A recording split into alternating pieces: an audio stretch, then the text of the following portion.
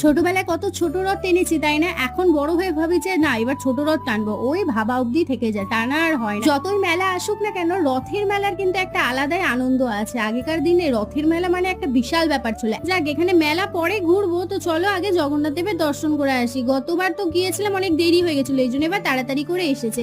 কত বাচ্চা কচি কাচারা তার বাবা মায়ের সাথে এসেছে রথ দেখতে। এর মানে এটা একটা খুব সুন্দর অনুভূতি। আমরাও এখানে রথ দেখে নিলাম, আর এই রথের দড়ি স্পর্শ করা মানে তো স্বয়ং মনে হয় যেন জগন্নাথ দেবকে স্পর্শ করতে পেরেছি।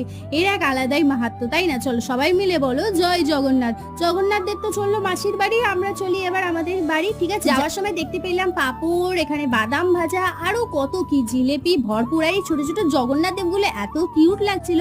ব্যাগ মালা কত কি সুন্দর সুন্দর জিনিসপত্র পাওয়া যাচ্ছিল। টুকটাক জিনিসপত্র মা কিনে নিয়েছে। আর এই সেই মাটির জিনিসপত্র, ছোটবেলায় কত ভালো লাগতো বলো। মাটির খুঁটি, রথের মেলার মাটির খুঁটি একটা আলাদাই যেন কম্বিনেশন।